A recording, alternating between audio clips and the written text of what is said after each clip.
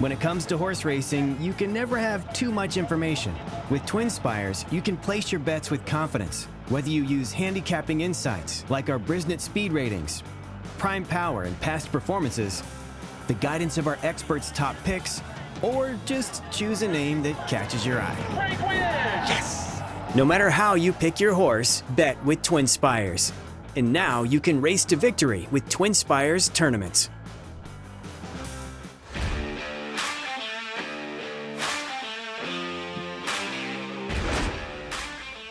Welcome back to the TwinSpires Jury. I'm Ashley Anderson here with James Scully and Darin Zoccali to talk our best bets and fades of the week at Gulfstream Park for Pegasus World Cup Day. We also have the Grade 3 Southwest and the Martha Washington Stakes at Oaklawn Park. These are Kentucky Derby and Oaks prep races. And we'll look at Turfway Park as well. And James, I will start things off with you. Tell me what your best bet of the week is and where you're going to play that. My best bet is number 9, Cape Trafalgar, in Saturday's Fred Hooper Stakes at Gulfstream Park. Race number 8. It's a one-turn mile, Grade 3 event.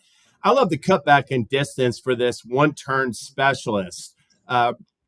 Cape Trafalgar is a horse that really just started coming, after he broke his maiden. He really, in 2023, he really started coming along last year. And while he raced sparingly last year, I really like his last 2 wins, 2 back, 6.5 furlongs at Keeneland that we'll watch right here. Cape Trafalgar earned a 98 Brisnet speed rating winning this race. And 2 starts previous to that, he won a 7 furlong allowance at Gulfstream, earned a 99 figure for that.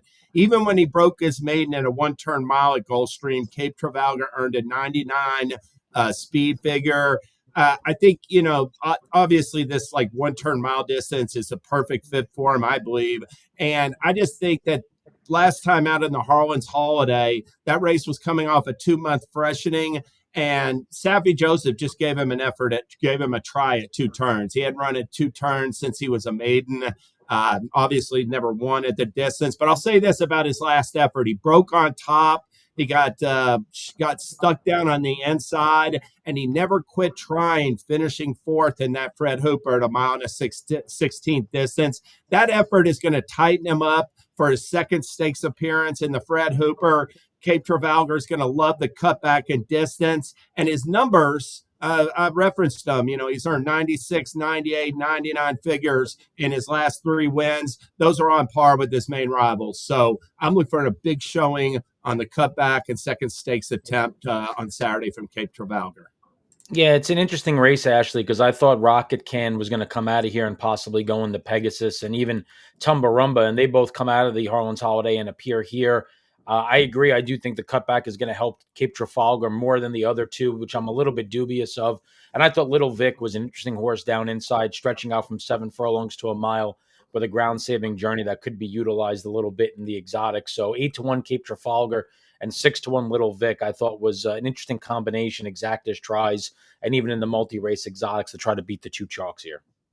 I'm right there with you. I was looking at Little Vic as well at a price at 6-1, but you're getting better at 8-1 with Cape Trafalgar. Is that how you say that? I think we all had a different pronunciation, but that's okay. I'll move on. Darin, what is your best bet?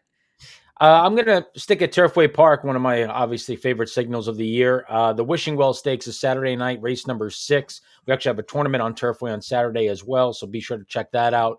Really competitive field here, and I landed on a price in number 6, Lithe Spirit, for Steve Asmussen. I think this race doesn't have nearly as much speed as a typical sprint stake event would. Julia's Dream is certainly going to go forward, and BG Warrior seems to be the speed of the race. Other than that, though, there's horses that lay close but are not really that quick. And I think Lithe Spirit is going to work out a trip similar to his win 2 starts back at Horseshoe Indianapolis, where he stalked from a couple of lengths off the pace, pounced, and won, kind of drawing away, nearing the wire. I also really respect the fact that this horse is a filly that's extremely versatile. She's won on dirt. She's won on turf. She's won on synthetic. She's won a race virtually wire to wire. She's won races stalking, and she's won races coming from well off the pace. So that tells me that she's tactical. You could pretty much put her anywhere on the racetrack, and she's able to adapt to whatever pace scenario is presented to her. So if they go quick early, she could take back and make a run. If they don't go quick, she could lay close and be in that first flight of stalkers. And I really prefer her at this price than some of the other ones that are coming out of some stakes races. Like Awesome Treat, for example, is the morning line favorite. Sure, she's coming off a big win at Turfway Park in a stake event, but she was 37-1 that day. The other horse in here, Nicest Pie, was the second choice, was the beaten favorite by that long shot in the Holiday Inaugural. So with those two being the morning line choices, I just thought that there was a lot more value in some of these other fillies and mares. So Live Spirit at 10-1, I think, is a pretty solid best bet of the weekend. I was going to ask you, Darin, Awesome Treat, the morning line favorite, had that 97 Brisnet speed figure. I know you use Ragozin sheets, but is this a bounce candidate here? Because I feel like that horse had lower speed figures and a huge number last out. Yeah, definitely a bounce candidate. There's no question about it. And there's also the old horse racing adage of if you weren't there for the wedding, don't be there for the funeral. You know, when she wins at 37-1 and she beats you, you don't come back and bet her at 3-1 and then she gets beaten. You kind of get a double whammy. So yeah, it's definitely a bounce candidate.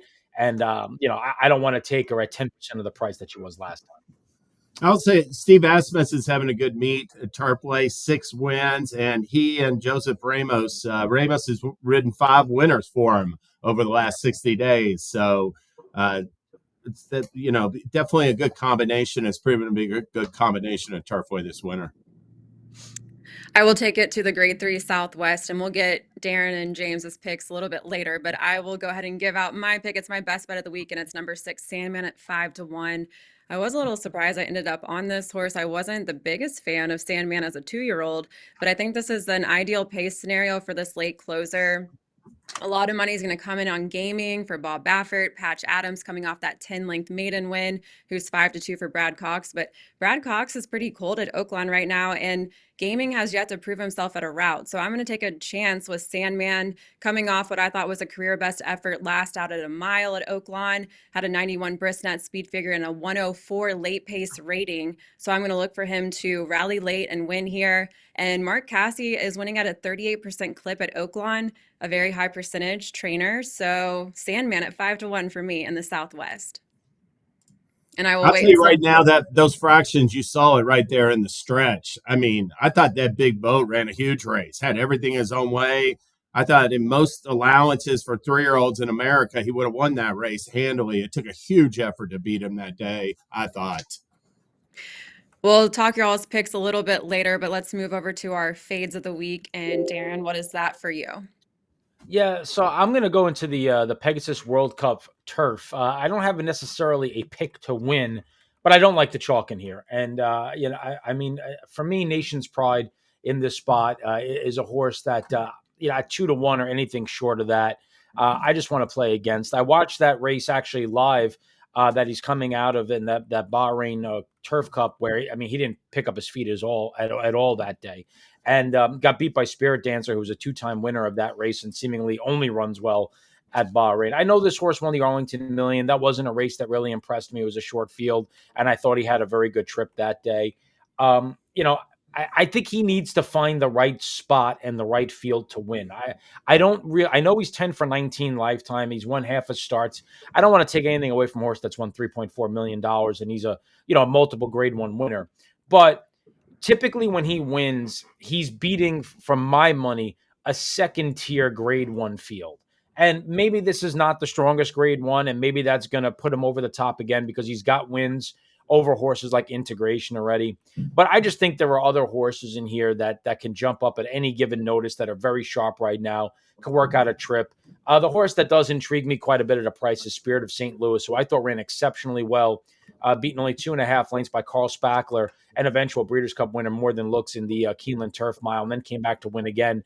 And I think he's eventually going to jump up and win one of these graded stakes races. And at a huge number, I would definitely prefer him to a horse like Nation's Pride, who's going to be every bit of just 2-1. I will point out that I was a little bit surprised that one of the reasons you're not fading him is the distance. Because to me, I look at Nation's Pride. He's like a 10 furlong horse. And listen, he didn't run a step last year in Bahrain. But that race is like a premier 1.25 mile race on the international calendar, like in February or in November. Sorry. And he ran in it last year and didn't run a step. So they're just aiming for these big 1.25 mile races. I was surprised to see him even go to this 8 mile and 1/8 race. I thought, he can still turn around and go to the Dubai World Cup, but I don't know if this is the right distance. I prefer Nation's Pride at 10 furlongs.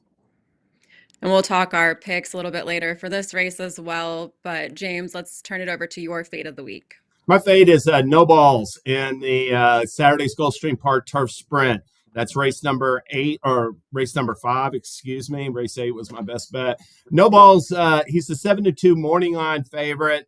This is a horse that the last 2 years, in 2023 and in 2024, he lost his comebacker. Didn't run well off the bench, got beat both times. Also, this is a horse that has done a lot of traveling over the last 2 months without running. No Ball shipped to Hong Kong. He was in Hong Kong in early December, caught a fever. They had to scratch him from the Hong Kong sprint. They turned around, going to ship to Louisiana last weekend for the Duncan Kenner, scratched from that race. He's also a horse, No Balls, who doesn't necessarily take his turf course with him. No Balls is a horse that he is 0-3 at Saratoga on the turf at Saratoga. He's 0-2 on the turf at Keeneland. He's 0-2 on the turf at Kentucky Downs. If he's running at Churchill Downs, Santa Anita, Colonial Downs, or Horseshoe Indianapolis, I trust him. But if he gets these venues and he starts and he can't, and so he's never been to Florida, I'm not convinced he's going to take his turf with him to Gulfstream Park. And I'm going to fade him. I like others in this race. I prefer several others, but I'll mention number 6, No Nay Hudson. He's 10-1 on the morning line. I'll be playing him in this spot, and we'll fade No Balls on all my multi-race tickets. I was just skimming through this real fast too. I had No Nay Hudson, and then the 12. I thought Coppola going for the early lead has a chance there too at 4-1. Yeah, Monet Hudson is my pick too, so I don't know what kind of value we're getting there, James. I guess it's a thing that a lot of people are seeing. Yeah. I will take it to the opener at Oaklawn for my fate of the week, and it's number 4, Lat Long at 5-2. This is the start of the early pick 5, and it's a 1 1/16 mile allowance for 4-year-olds and up. Not the strongest field, but I think it's a chance to play against Lat Long, who comes from off the pace, and there's really not a lot of early speed signed on here. This horse is also on a 6-race losing streak. He's finished no closer than 3 1/4 lengths off the winner in that span.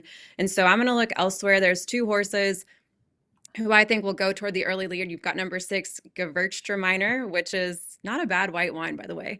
That horse is going to go to the early lead. And also number 8, Bedard, who I really like here. First start for Brad Cox, but got to know this horse at Woodbine, went in the barn of Kevin Attard, and he just had a gate to wire win at Keeneland in October and a really sharp workout ahead of this, has Flavian Pratt aboard. So I'm going to go with one of those 2 horses that's going for the early lead and think you can beat Lat Long, who's not going to get a lot of pace to run into in this race.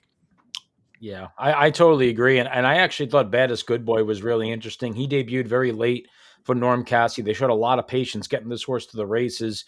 He's by Bernardini out of a Pleasantly Perfect mare, and he was able to win first time out going 6 furlongs, when that pedigree obviously suggests that as the races get longer, he's going to get better. And like you said, he's catching a field here that with only one lifetime start, he certainly has a lot more upside than some of these horses that have been knocking heads at similar levels. And I do think that Baddest Good Boy is a horse with a bright future that might be able to step up here in career start number 2 off of what was a really impressive race and a good figure. Yeah, that one looked good as well.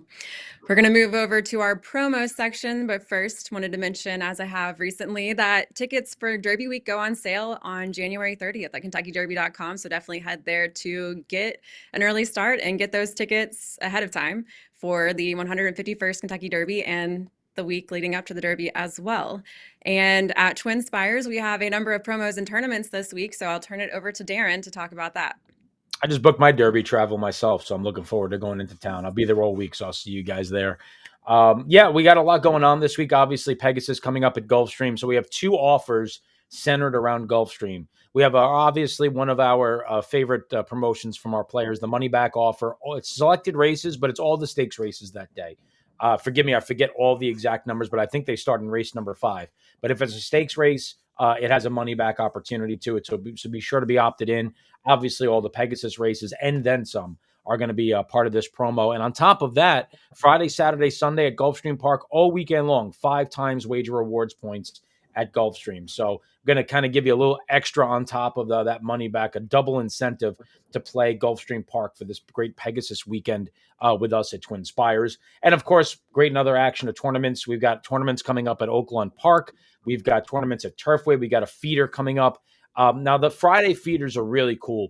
We often on Fridays we have a bonus feeder where there's a 20% discount on seats. And what that means is once we get to 10 players, from that point on, we go to 1 seat for every 4 players. So we basically are giving a little bit of bonus and making it easier to earn a seat in those contests. And if it gets up to 30 players, then it basically has the same value as if there were 35 players. So it's a really cool concept.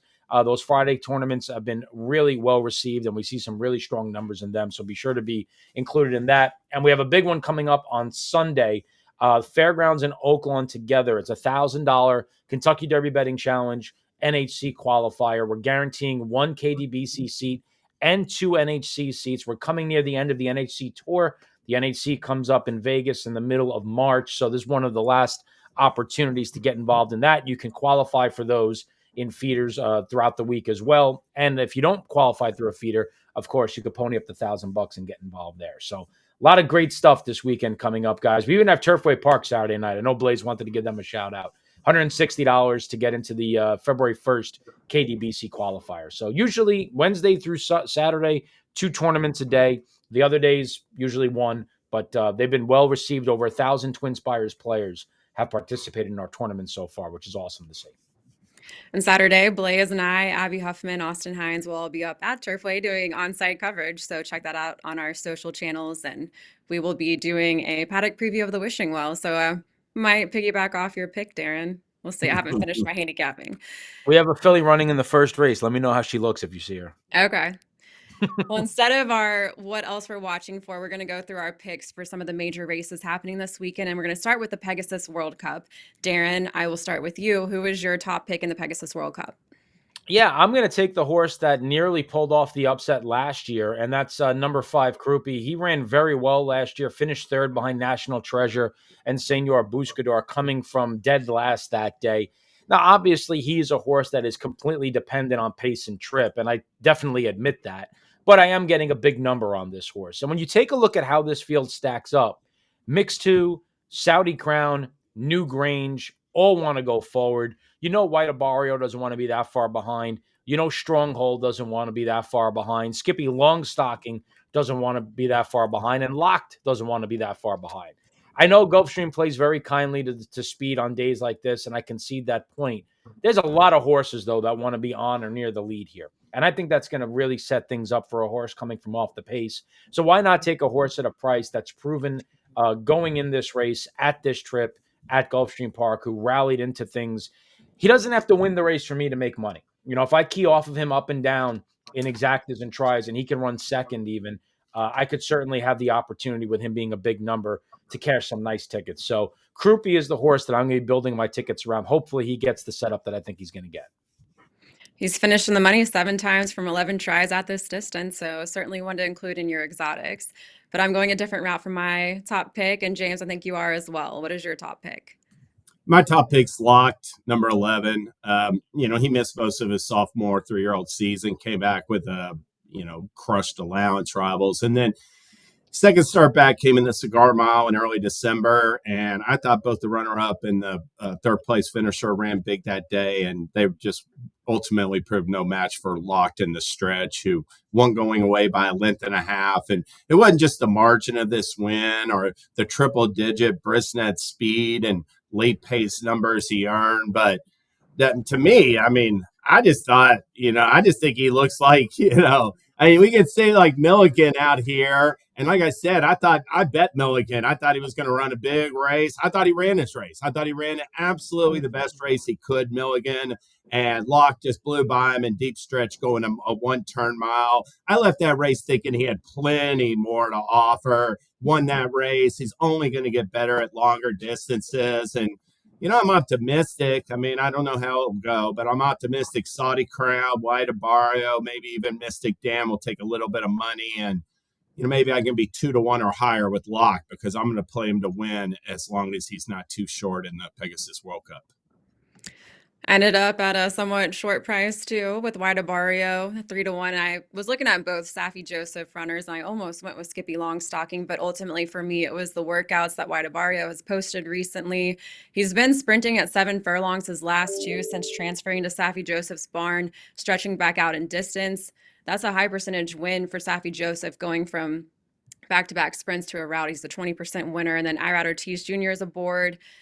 I'm looking for Wide Barrio to bounce back here, stretch him back out, and run something close to that Breeders' Cup Classic number. When he won the Whitney, he had pretty high triple-digit percent speed figures. So I'm going with Wide Barrio. Yeah, the funny thing about White Barrio going into that Whitney was the thing about him was he couldn't win outside of Gulfstream prior to winning at the Whitney. He had only won 6 times, and all 6 wins were at Gulfstream. Then he went on to win the Whitney and the Breeders' Cup Classic. Did not run well, interestingly enough, in the Pegasus World Cup in 2023 when he went over his home track, and he's had some gaps in his starts, but came back with a nice win at Gulfstream, and then was completely trip and pace compromised, I thought, after getting off to a slow beginning in the prep for this. So yeah, he was my second most. I won't say Kruger was my most likely winner. I think White Barrio, because of where he drew, might be the most likely winner of the race, because I am a little bit concerned of where Locked is going to end up early, even though I think he's probably the best horse in the race. But yeah, I expect White Barrio to run very well.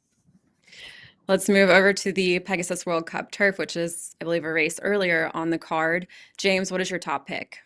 Yeah, my top pick's number 6, Major Dude. Now, I do respect Nation's Pride, but like Darin referenced and I talked about earlier, I think he's better at 10 furlongs, mile and a quarter, and has some question marks coming into this event. So Major Dude was an inconsistent stakes performer back in 2023. He returned from like a 10-month layoff last year. And after a couple of races, he went to Keeneland and, beat an open allowance field on this day, October 10th, all of his rivals, including him, had, for the most part, had stakes experience. This was just like a high-priced allowance stakes race.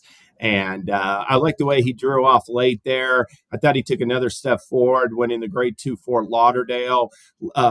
Major Dude has 3 starts on Gulfstream's turf. He's got 2 wins and a second. He's 2 for 2 at the 1.8 distance. And you can make the argument that he's starting to come on and find his best form presently for Todd Pletcher. 6-1. I'll tab a minor upset with Major Dude.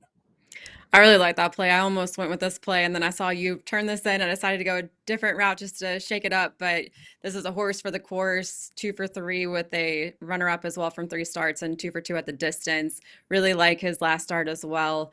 Darin, I know you said you weren't necessarily on one particular horse, but if you had to make a pick, who would you go with?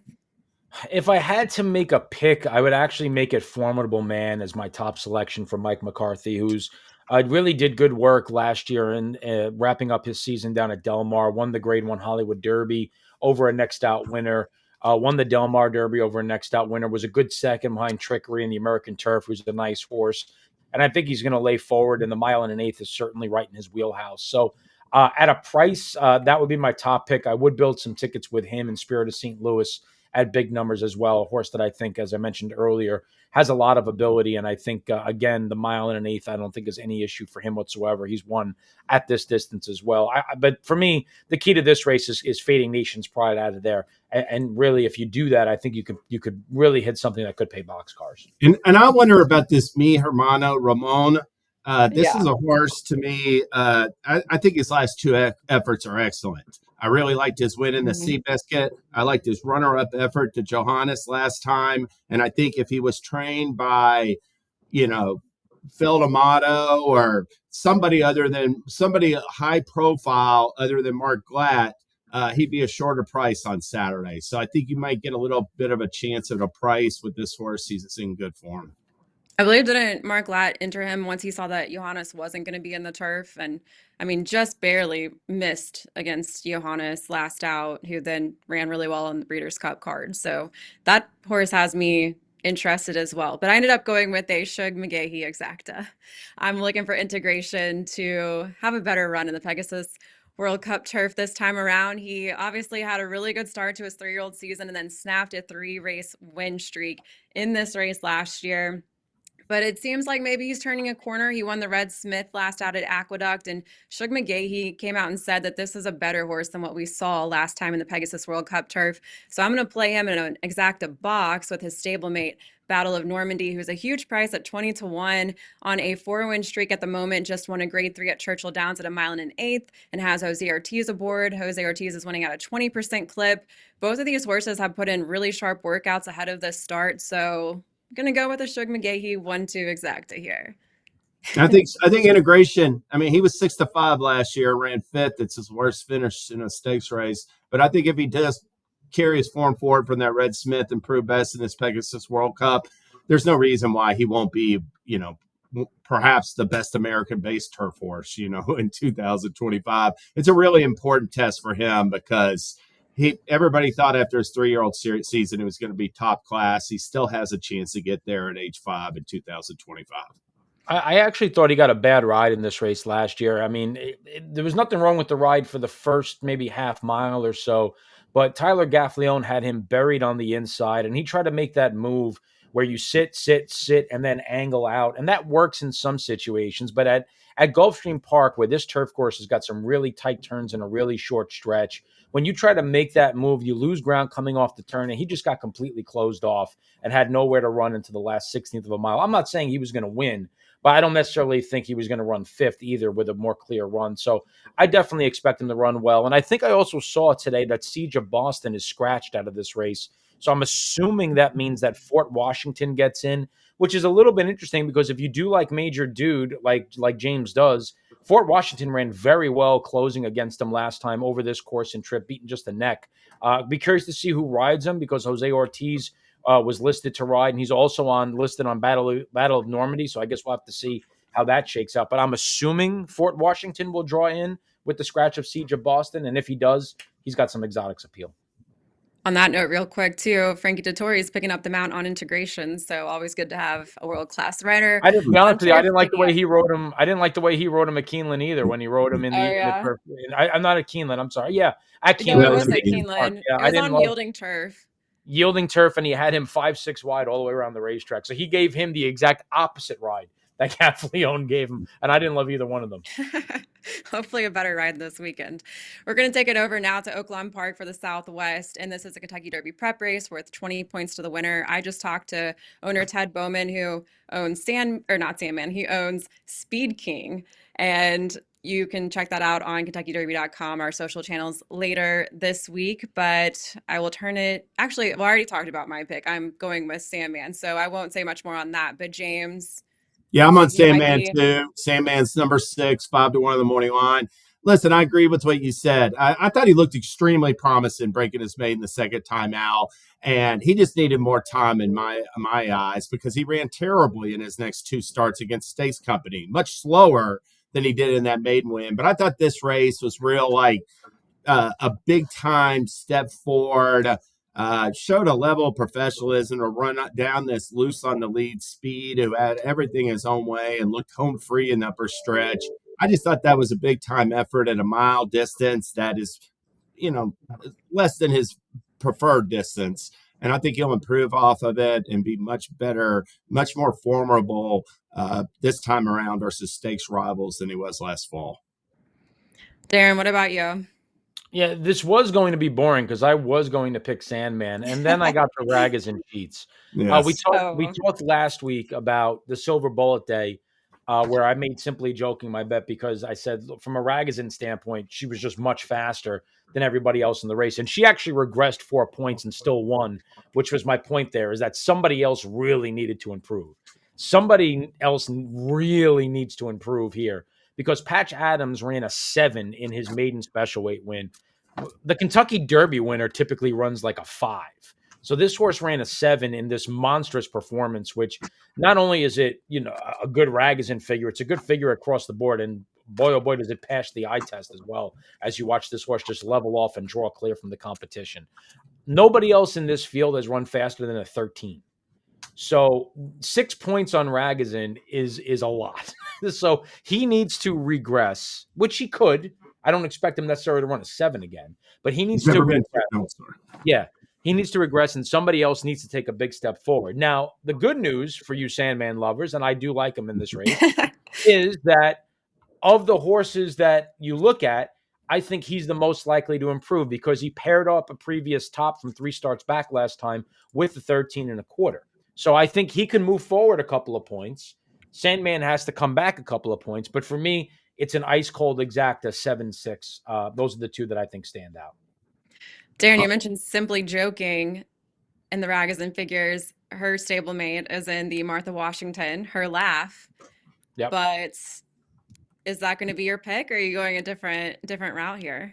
No, her laugh ran a 16 and 3/4, so she's not exactly on the same category as Simply Joking, who I think ran a 10 in that debut. No, my top selection is Gowell's Delight, who only has that one lifetime start. She didn't run particularly quick that day either, to be perfectly honest with you. But off the one start, you can see that a horse that I think can improve. And Gowell's Delight for Kenny McPeak, I thought showed a lot of professionalism, just stalked to the inside, swung out, and drew clear.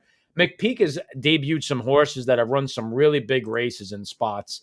I think he's got a really nice looking 3-year-old stable. And when you take a look at the rest of this field, you're going to see some speed from Her Laugh that you talked about. You're going to see some speed from Legal Empress. And I think Gal's Delight could work out a trip just behind the speed, maybe get first run on Quiet Side and pounce, and maybe get the jump on her at a price. So, I'm going to try Gal's Delight at what looks to be a pretty respectable number. James, who? I'm on number 1, Quiet Side. She ran second and third immersive and back-to-back grade ones, and then just turned in her best effort last time in the Goldenrod against Good Cheer, who I've talked to a lot of people who think Good Cheer is going to be better than immersive. So, she's not going to face any rivals of that caliber. I like this run right here for second in there. I gave her a little bit of a chance momentarily when she started coming to make it close, but, wound up being no challenge. I will say, Brad Cox, Patch Adams, 0 for 25 at Oaklawn Park. Simply Joking had run at Fairgrounds. Patch Adams dropped his first race when he was doing on the lead, and then he sat a really good trip in his second race against a terrible field. So going 2 turns, let's see how eager he is off the bench. There's other speed in that Southwest. I'm not giving him that race, even though all the points Darin makes are pretty obvious. He's going to get bet off the board. Just like Quiet Side. Quiet Side's 8-5. Her Laugh will take some money probably, and maybe a couple others, but I'm going to go with the favorite in the Martha Washington off of a runner-up effort to Good Cheer in the Goldenrod. I'm with you in the Oaks prep as well, James. I had to go with Quiet Side. Just the fact that she's run up against Immersive and Good Cheer and now doesn't have as strong of a field to face. Feel like she's due for a win. She won on debut and then since then just has some really good fillies that she had to go up against, but she placed against those fillies. She is a very short price, but maybe the money will start to shift around post time. And the Real Post is winning at a 21% clip, so that certainly helps her as well. She's also the only horse, I believe, that's faced graded stakes company and dropping in class here. But if you're wanting a little bit better of a price, I did think Take Charge Milady for Kenny McPeak was interesting. This horse had a sloppy track on debut at Ellis Park, then went on a long layoff, finished second off that long layoff at Oaklawn Park in December, and then last out, won by 4 lengths, really just dominated in the stretch, 101 late pace rating on a money track as well at a mile, but I think showed some improvement here and I think could take another step forward. Third start off the layoff, so I might play Take Charge Milady and an exacta, but Quiet Side seems like the one to beat for me here in this race. Yeah, when this field came out, I did a double take because I thought it said Take Charge Lady, and I said, wait a minute. I said they couldn't have named another horse Take Charge Lady because Ken McPeak actually trained her about, it's got to be 24, 25 years ago. She in ran the 90s, maybe. I think she ran I want to say she ran in the Breeders' Cup Juvenile Fillies in 01 against Tempera, and I think she ran as a 3-year-old in the Breeders' Cup Distaff against the Zeri the following year. So I looked at it and I said, wait a minute. But then I saw Take Charge Milady. But you have to figure he likes her if he named her something very similar because that was one of his biggest horses of all time. Yeah. All right, well, that's all the time we have today for an extended version Of the TwinSpires jury. Again, our Derby Week tickets are on sale January 30th at KentuckyDerby.com. Check out our social channels at TwinSpires for our on-site coverage of Turfway Park on Saturday. Head to TwinSpires.com in the app for all those promos and tournaments, and we'll see you next Thursday for more best bets and fades.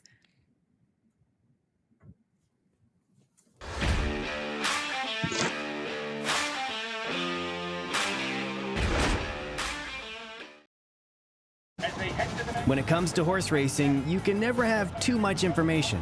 With TwinSpires, you can place your bets with confidence, whether you use handicapping insights like our Brisnet speed ratings, prime power and past performances, the guidance of our experts' top picks, or just choose a name that catches your eye. Yes! No matter how you pick your horse, bet with TwinSpires. And now you can race to victory with TwinSpires tournaments.